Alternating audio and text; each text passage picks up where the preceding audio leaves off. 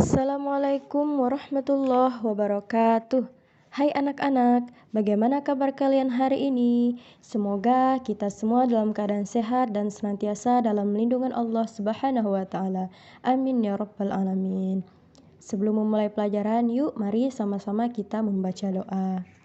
Bismillahirrahmanirrahim. Rabbi zidni ilman warzuqni fahman waj'alni minas solihin. Amin.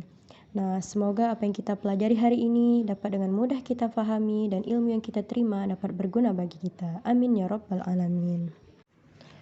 Nah, anak-anak, hari ini kita masih di pelajaran keempat, hidup tenang dengan berperilaku terpuji, dengan submateri yang pertama A, tanggung jawab, kemudian B, tawadu, dan C, peduli. Tujuan pembelajaran kita hari ini ialah yang pertama, siswa dapat memahami arti dari perilaku terpuji, tanggung jawab, tawadu, dan peduli. Yang kedua, siswa dapat mengetahui contoh sikap tanggung jawab, tawadu, dan peduli. Ketiga, siswa dapat mencontohkan sikap tanggung jawab, tawadu, dan peduli dan menerapkannya pada kehidupan sehari-hari.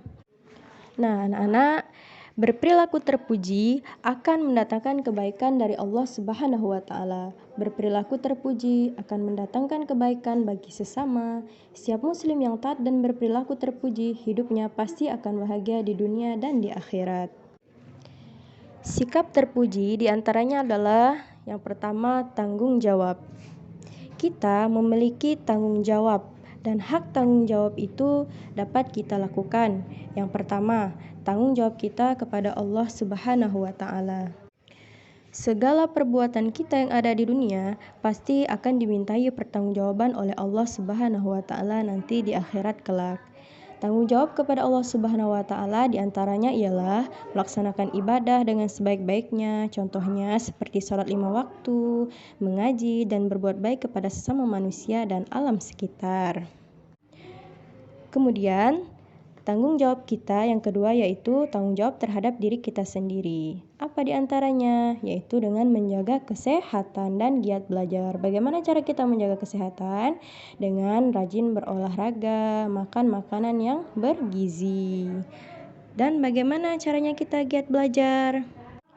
Dengan kita belajar bersungguh-sungguh, baik itu belajar di sekolah maupun belajar di rumah bersama orang tua.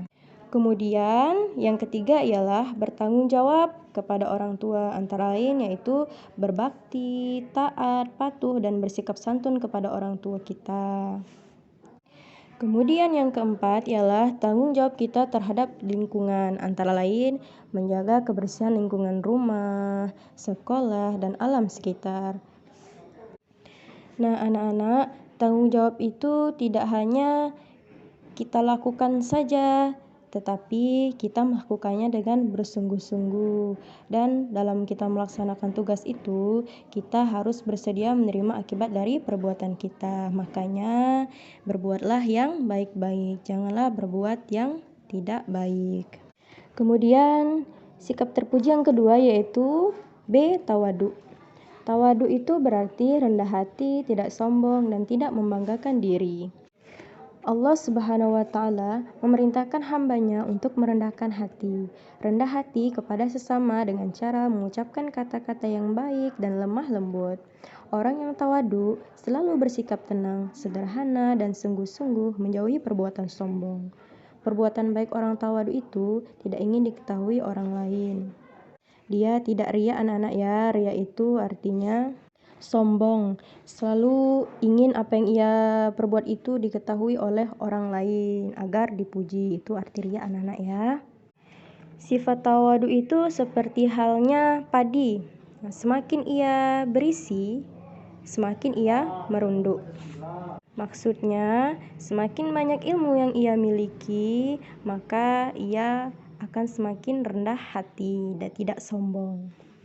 Jadilah seperti padi. Kemudian sikap terpuji yang ketiga, yang C, ialah peduli.